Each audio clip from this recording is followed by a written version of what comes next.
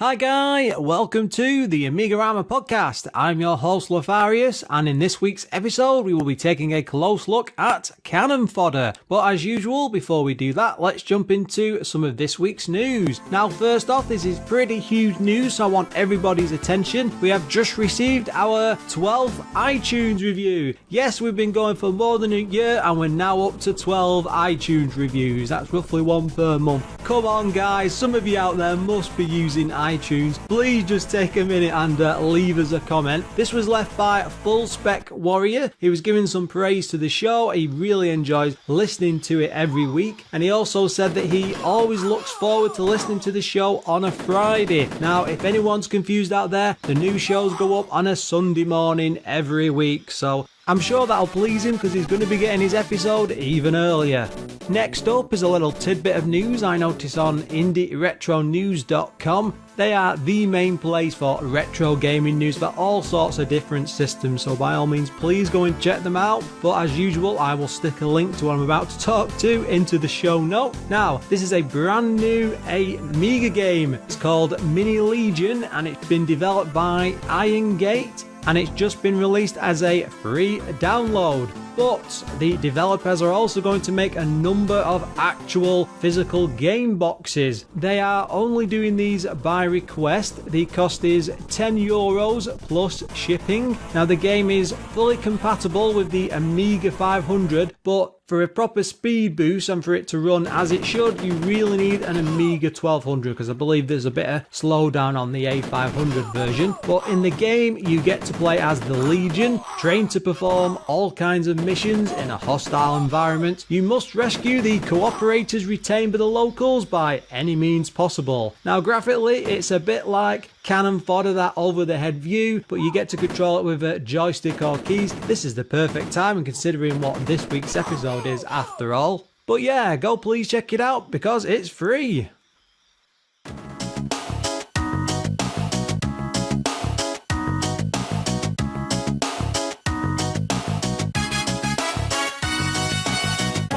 Never been so much fun.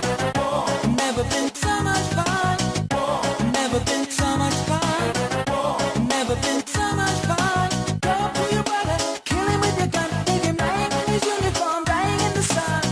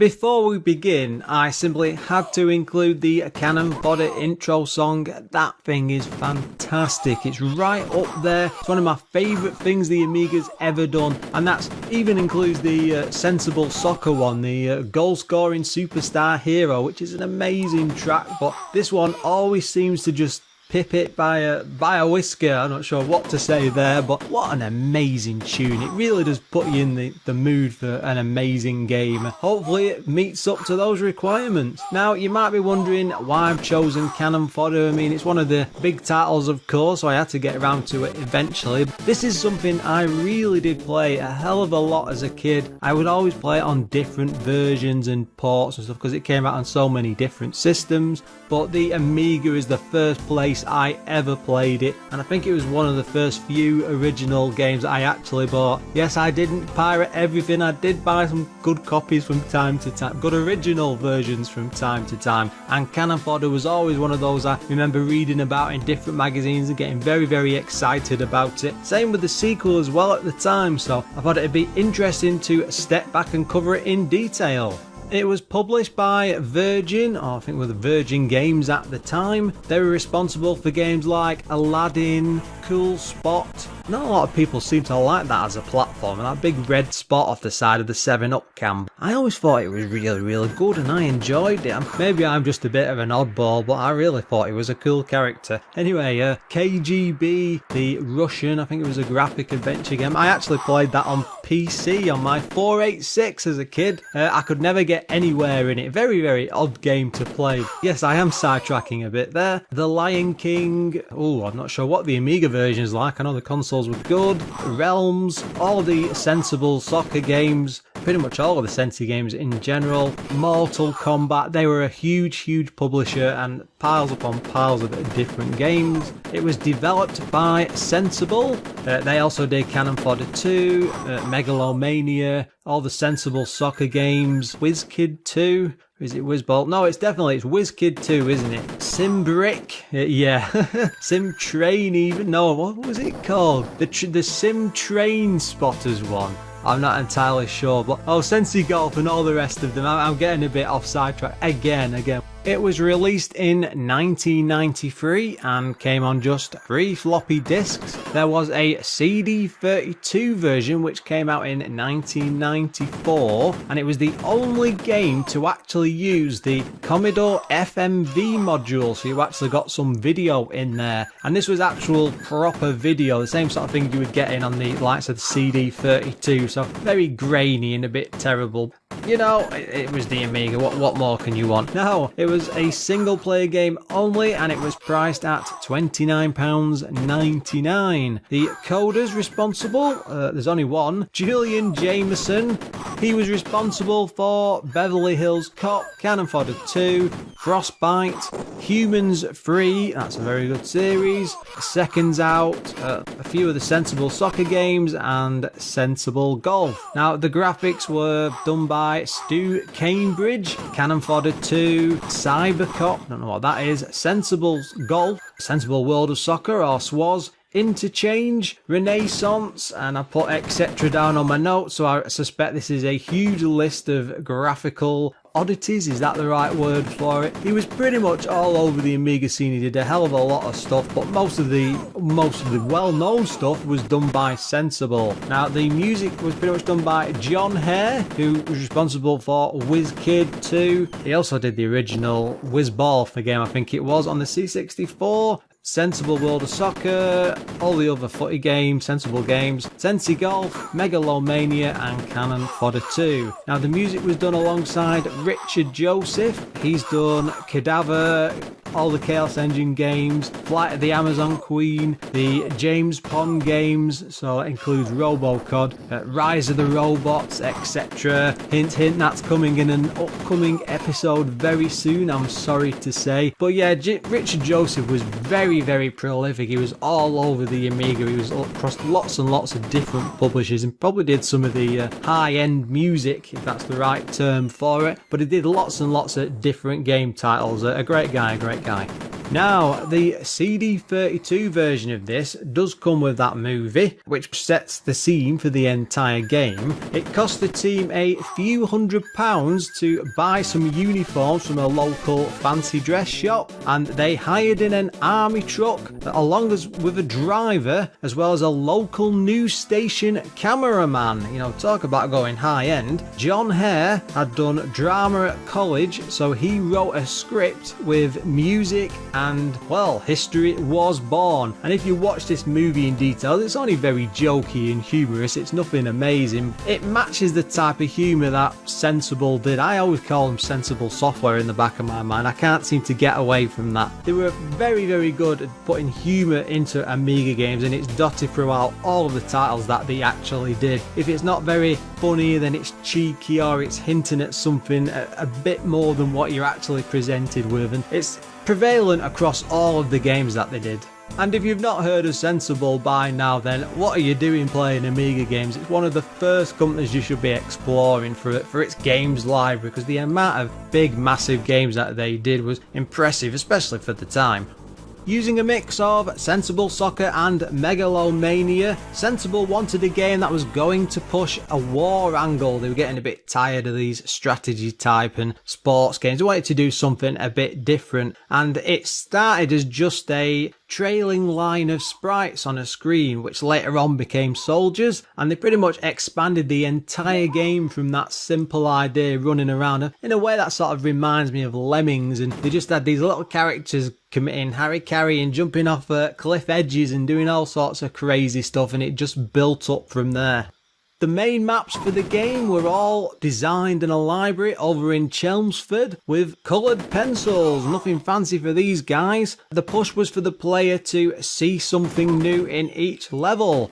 And by mixing up missions, map sizes, soldiers and terrain, all attached to the trailing sprites, John Hare says that it actually gave a proper sense of progress the further on you get through the game. Now, if you think about it as an idea, it's very, very simplistic. You know, you've got a single map, you're going from point A to B, maybe popping over to D or F to get to Z eventually. In the end, it all works very well. I'm getting too far off key here. The idea of what this game was to be and what they came up with later on, it all gelled together perfectly, and right from the off they had a very good idea of what they were going to do. Throughout the game, it's very easy to lose any character that you're using. Of course, you can collect them as you go along after other people die, and it has a tendency to make you attached to the members of your troops. But at the same time, because they can die so easily, and you might be, let's say, mission 8 or mission 12 or 14 or 16, you then don't want to be in a situation where you've got to panic and scramble because you've got these new rubbish recruits. And the entire game was based around being able to be completed from any point in the game using just the basic troops. So they did have that sort of difficulty in the way it would work together in mind.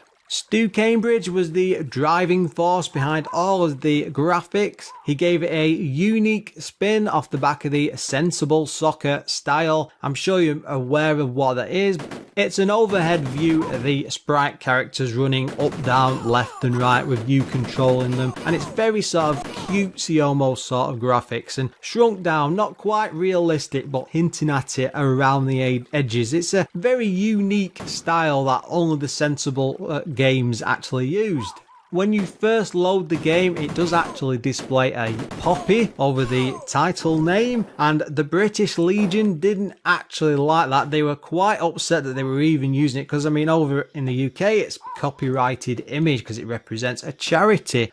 Sensible offered them a £500 payment, which they snapped up and backed off. The Daily Star newspaper actually started a campaign to get the poppy removed, but it just seemed to give the game a huge boost as a lot of eyes fell on it. And sort of, and you know, any advertising is good advertising, even if it's like pole like that and you had people attacking it, it would make people curious and they would go out of the way to buy a copy of the game, which helped Sensible in huge numbers because it was an incredible seller for them. So much so that it was ported to the 3DO, Acorn Archimedes, Atari Jaguar. Now that's actually an amazing conversion using that controller because it's got like it's almost like a numeric pad in the middle and it just works. It's probably one of my favourite versions of it on a console because it just works amazingly well with that pad. It also came out on the Atari ST, is it the STE? I always get that wrong. Game Boy Color, that was a strange one. I actually think I played that as a kid, so that is going back a long time. Super Nintendo, PC DOS version, Mega Drive, or Sega Genesis as it's known. That's probably the second best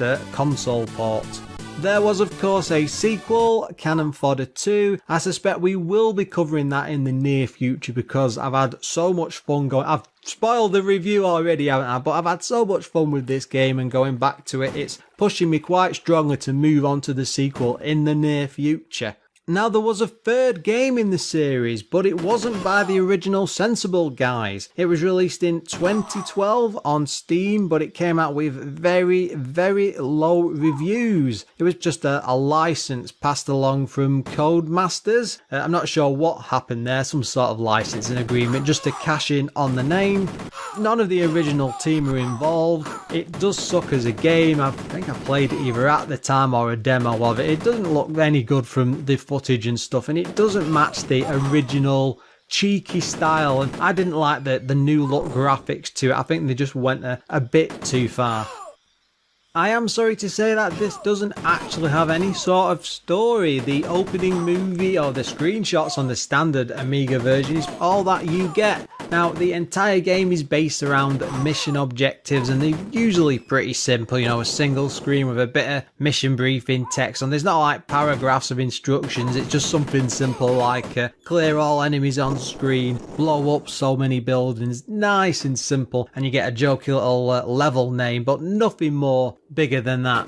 On first loading the game, you are greeted by a line of pixel people is the best way to put it. And they are queuing up by the side of a green hill. Now what you won't realise at this point is the start of the game. That is actually a graveyard, and down either side of the path you've got these little beautiful red poppies, and then you're about to see loads of graves the further on you get in the game, and the more and more people are actually killed. Yeah, the huge hill becomes peppered with them later on, and it's quite a stark reminder when you send these new troops in, because these are all raw recruits from out in the real world, and it really doesn't pull any punches with that.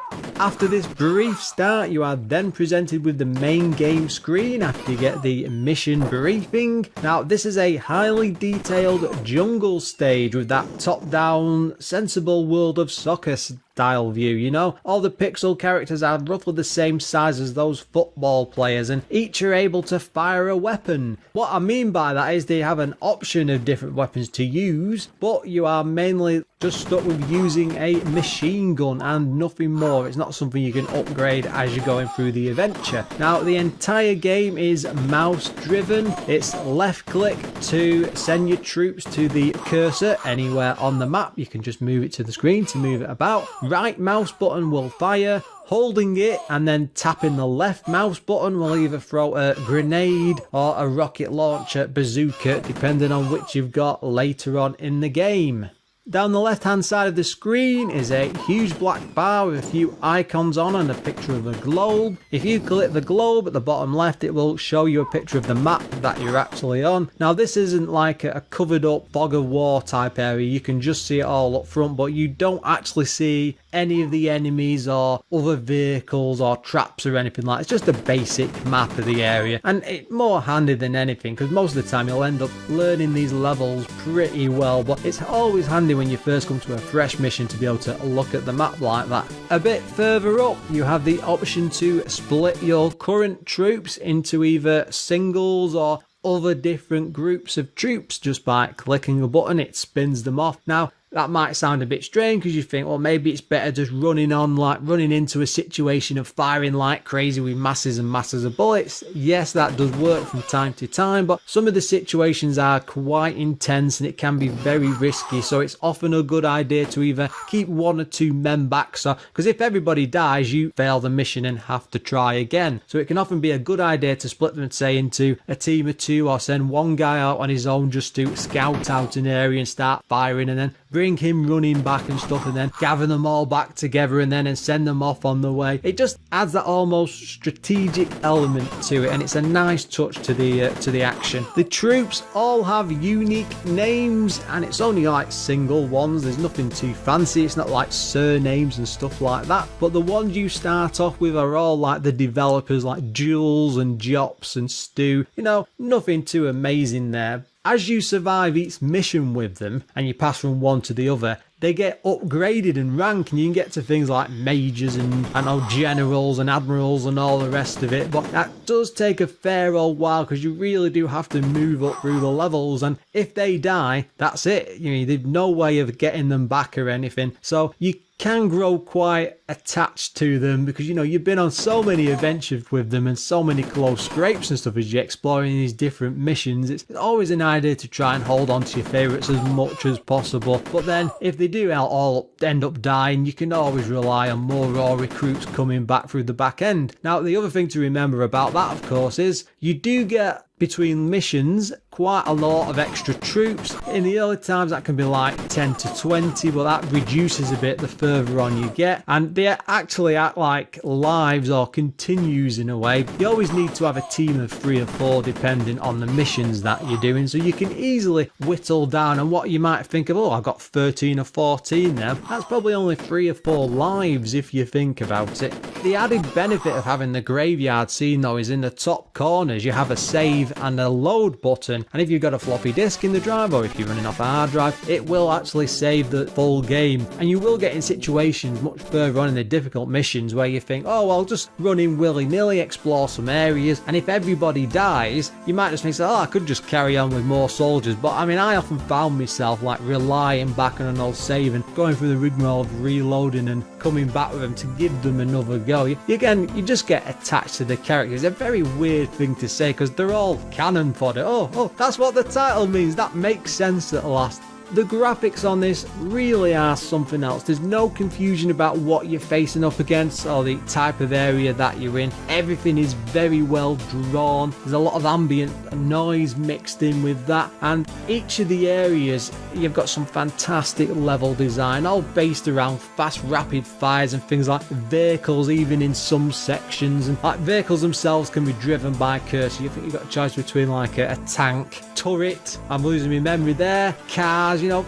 decent military vehicles like that. I mean, they don't appear too often throughout the game, so it's not like you find them every single level, and you're often in situations you've got to battle your way through an area to free them to get to them to then be able to explore something else. And that might sound a bit simple, but you can get in one like a big car and then go jumping over a ramp that takes you across, say, a river, or in the ice levels they're almost, I don't know, called like hover cars, and they go skidding across the ice in frozen over ice on rivers and things. There's really clever selection in vehicles there, and there's even a helicopter which is very difficult to survive in because it doesn't take much to bring it down, but the fact is it's there as an option if you want to use it.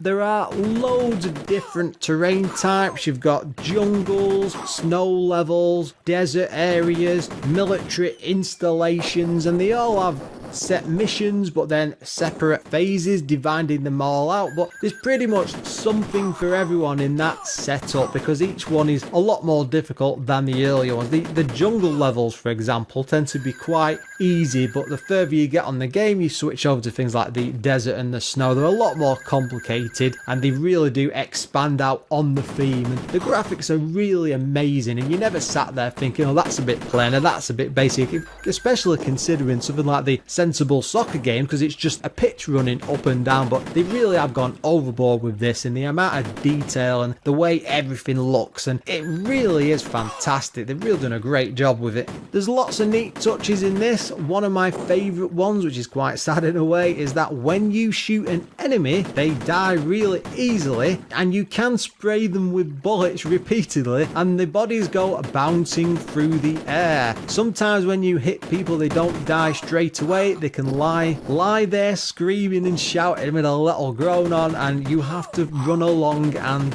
finish them off. Now, if you don't, then, well, in some cases you can't actually finish the missions, but they will spend the rest of the level just sat there screaming and hollering away, and it's quite weird and miserable, but it's quite cheeky and funny at the same time. What a bizarre thing to talk about. I've never quite heard anything like that, but it's one of them things you have to see for yourself.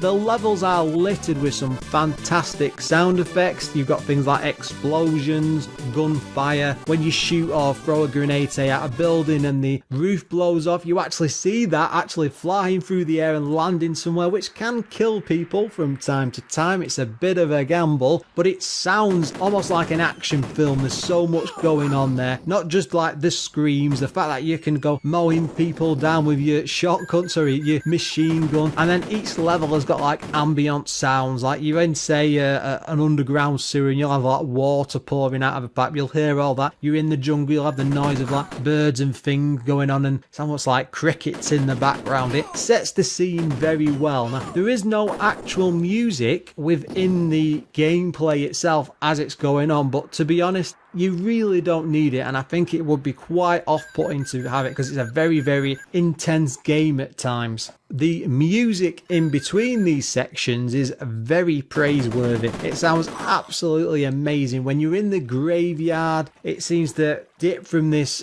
depressing, sad song and bit of just almost cheerful in a way. It's just on the verge of urging you forward, in like these young men are sacrificing themselves for the greater cannon fodder cause, and then it sort of dips down as you go to start the mission, and then it kicks into gear, and it's like the same mix, the same tune. It gets upbeat and fast, and it's military-like style, and it's full on and in your face, and it really pumps you up as you're starting the mission, and it just drops you off quietly into an area. It's very, very intense, and it's got some amazing music off the back of it. And then when you've got mission titles like Bridge Over the River Pie, they really do throw some great humour in there. It is quite a tactical game to play, even though it seems a bit like really strong action based. You really do need to plan your way through levels and take your time. You cannot just run in there constantly all guns blazing. You will be flicking to that map a fair bit on and off at first until you learn the missions, as I said before. It has a neat way of leading you into a learning area to explore it and to take your time, and then running like a lunatic, firing like crazy. It's a very good mix on both parts, and now I'm thinking back on it, and I just think it's a lot of fun as well, the way all that works together, and it really just prepares. It's almost like you're going to war properly. It's very, very strange and bizarre situation to play through. The game is not perfect by any means, and of course it does have some problems that we need to take a look at. Now, first off, it only has 23 missions. Now, this is broken down a bit into having multiple phases linked to each, and it's usually like 3 or 4, but the thing is, each map or section for that is just a single screen. A lot of them aren't very, very expansive, and they're quite small areas, and it just gives the feeling as you get further in the game that it's a bit small in places, and you would hope for a bit more. I mean, you compare it to the sequel, which I believe has got about 70 missions in total. It's definitely a much, much bigger game, at least 3 times bigger. The game also has a strange difficulty spike. When you first start playing it and you get up to about mission 4 or 5, and they're quite expansive, you're getting into them, and they have lots of things going on within them and lots of action and things, and you get used to it and you think this is about a level of action it's going to stay at, and then you get to mission 8 and then it just becomes crazy, and I've really never seen anything like it. And I think it's the first or second phase of that mission, and you've got a single scrolling screen going down with a river running down the middle, and the thing is, when you click to go through the water, you can't use your weapon anymore, but people can shoot you whilst you're in the water. It's not like you can duck underneath the bullets or anything, so you can actually get killed. The thing is, you then have to cross this little bit of river, get on land, and there's loads of turrets and bunkers firing at you, so you've got to be quick and nimble, and you have to work your way all the way down to the bottom to steal or bunker yourself to take out a load of men with rocket launchers on top of one of them. It's manic. I've never played anything like it. It goes absolutely crazy. It's so difficult, and it's like hitting a brick wall because none of the missions up to this point have been anything like this. It really is intense, and it really does kick it up a notch, and you'll be tearing your hair out with just how difficult it is. And I didn't get through. I had to try it several times. But the best way I found, I started splitting my troops off into singles. I would send one down first, use him to take out some of the early rocket launchers and the soldiers running around. Because as all this story is going on, you have bunkers that are dotted around the map. I didn't mention that before there, but these bunkers basically have infinite soldiers inside, and every minute or so, 30 seconds to a minute, they will open up and send out another soldier, and he can come running after and fire after you, and it becomes really manic. And usually if it's a building, you can throw a grenade and blow that up. The bunkers, you cannot. The only thing that'll do it is if you've got a rocket which comes from the other bunker down at the bottom. So it's a huge crazy lot of survival going on. I mean, it's so tough that even John Hare admits in an interview that it was a huge problem for people. As they were developing it, they didn't really see it that way because they were so used to playing the game to that degree. That's the problem with a lot of these developers. They don't realize, because they get used to something, so they get sort of a basic skill set which will go across the entire game. But normal person playing something like this, they'll hit this brick wall and get very frustrated and just give up. But just a shame because it's such a off-putting part of it. It really was bizarre. The other issue, there is no two-player option. Now, I found this a bit strange because I used to play this with my friends and we would take it in turns and reload off the floppy disk and stuff. They could have done all sorts with a battle mode in this, or even, had it take turns between two different teams, have one team at the bottom and maybe press tab to flick to the other and then work together as a team to work through a map. They could have done lots with that, but it's entirely a single player experience and I've no complaints against it, but it just seems a bit of a shame that a little bit extra could have done fantastically for other people wanting to play. Another problem I had with some of the graphics, most of the time it's absolutely amazing to see, you can work out what's what, but in the jungle-like sections, because your troops are always the same colour and they're in the uniforms, when they're in the jungle section it can be tough at times to actually, if they're against some massive trees, you can't always pick them out straight away, and it's not a major problem, but if you've gone somewhere else to flick over the map and then you come back and you're having to try and find where they are, because they don't stand out, I don't think, as much as they should do. Maybe that's just a niggle I found, but there was a couple of occasions where I just lost me, guys. I'm a bit of an idiot, I know, you should always remember where they are, but it's just something that's very off-putting, and I think that could have been, maybe they'd be easier to find, maybe a bigger indicator of something off to the side, which would have give you more of a clue to see where they were and which way you could go. One of my biggest complaints about this is, why is there no single of that opening track? It is amazing. The lyrics are fantastic. It's funny, it's cheery. I can never get that sound out of the back of my mind. It's constantly, years and years later, I mean, I've not even played the game for years when I came back to this, but I still remember that song. I actually remember going to, I think it was a play event in 2015, and John Hare was there, and he was actually playing instruments with a couple of C64 people, and he played the entire Cannon Fodder theme on a guitar. There were only about 15, maybe 20 of us there. It was mind-blowing at the time. I'd never seen anything like it. You could tell he did write the song and do all the singing and stuff, and it was absolutely amazing. It really is that good of a song, and it really is. Why didn't they release that or bring it out? I'd be all over it. It would be awesome to own a copy of that. As you can probably tell, I'm really niggle picking here.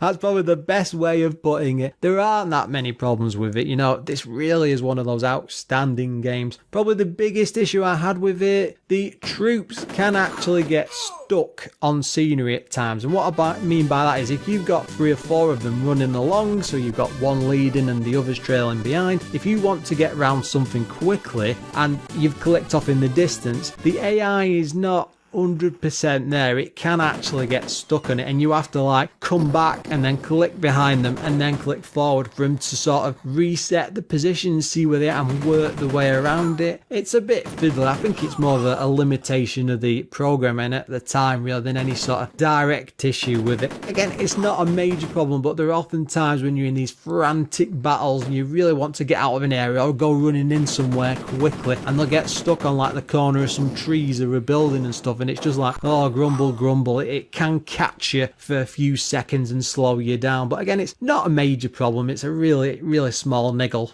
Let's move on to the magazine reviews. Amiga Format gave it 95%, Amiga Power 94, Amiga Computing 94 as well, and Amiga Action at 94. They're very, very handy at handing out these 94s. CU Amiga gave it 93%, and the One 93% as well. And I think it was Amiga Power that actually said there were no problems or faults with this game whatsoever. Now, as you can probably tell from before, that's not entirely true, but I can understand why they were so excited about this. It really is up there, you know, it's on a level I've never even seen before. It's unlike anything else on the Amiga. It's just so much fun.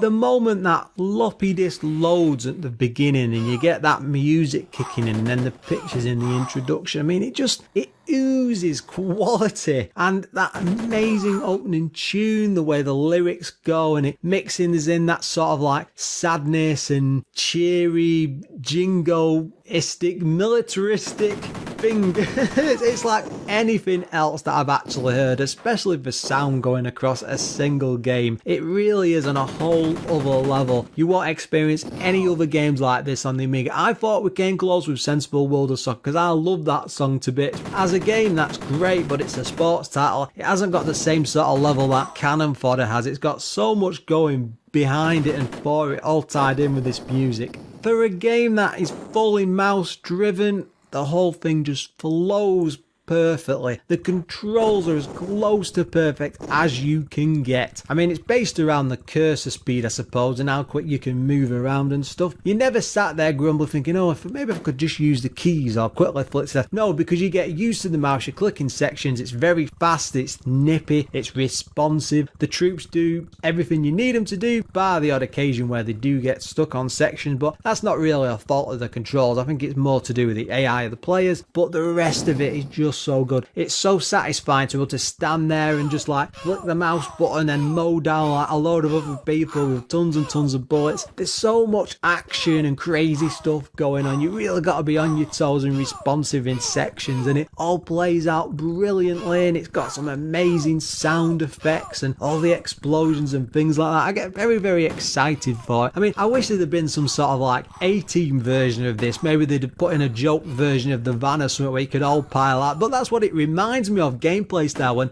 you're all jumping out of things, and it's that sort of that A-Team effect on can we survive, can we make it through? Of course we can with the A-Team. As I said before, it does have a fair few niggles dotted around. That annoying difficulty spike, I mean, that made me tear my hair out. It was very, very frustrating to get to that point. It really is tough to get through, but the rest of the game just makes up for it in droves. There's so much going on. It's so much fun. It's a great action game. It just works brilliantly. This is one of the games that I played to death as a kid on lots and lots of different systems, and weirdly I always had this impression that it had never really left much of an impact, you know, that much of an impression. Oh yeah, it's a good game, that. But coming back to this, experiencing it again after umpteen years away, I mean, I must have been crazy, you know, I was an absolute idiot. This is an amazing game. It really, really is up there as one of the Amiga's best. Just the fact that you can plan ahead through these missions and then go in there, guns tottering, and then survive for a bit and then move on to a next section, have to plan your way around like a bit strategically, and it's everything just feels cheeky. It's like a cheeky version of war with a little bit of humour mixed in there, but it's got that mad frantic action that you'll just have an awesome time with. The whole game, it's depressing, it's cheeky, it's fun, and all in equal measure. This is one of Sensible's best games, and it really does show that they deserve the praise. They were pretty much the king of the Amiga scene. They were right up there, and I think probably Team 17 came close to popping them out off it, but with this sort of a game, especially with the other stuff that they've done, they really were the best in the business. And let's just hope the sequel can keep up with this level of praise. And with that, it's time to end this week's show. If you've any comments about what you've seen or heard, you can drop me a line at lefarius@amigarama.com or even pop along to the website. We've also got a very, very active Facebook page over on facebook.com/AMIGArama, or you can drop me a line on Twitter at AMIGAramaPod. There are tons and tons of places I will always listen and reply, so please feel free to contact me. One of our listeners, the 10-Minute Retro Podcast, recently got in touch just to say that he couldn't use Patreon but would like to contribute. And one thing he didn't realise that I had on the actual website was a PayPal donations button. That's right, you don't have to come along to Patreon or subscribe if you don't want to, anything like that. Please feel free to drop me a contribution through the PayPal link. And of course, if you'd like to listen to next week's episode a whole week early, we do have a level on the Patreon page which allows that. So please go and have a look. It keeps all of the lights on. And of course, let's just take a moment to thank all of our current Patreons. They are Adam Bradley, Biggie CTZ, Graham Vebke, Glenn Milford, who is also a brand new Patreon and runs a YouTube channel called Casual Retro Gamer, and that's a weekly show. It covers all sorts of retro games, and he's also looked at the Amiga and stuff. Quite entertaining, well worth a look. Also, Jason Warnes, thank you. O'Brien's Retro and Vintage, he's pretty much been with us since the beginning, which is a very, very long time now because we're up to episode 53. Retro Ravi, he's been here for a very long time too. Richard Legg, Sneff and Treble. Until next time, guys.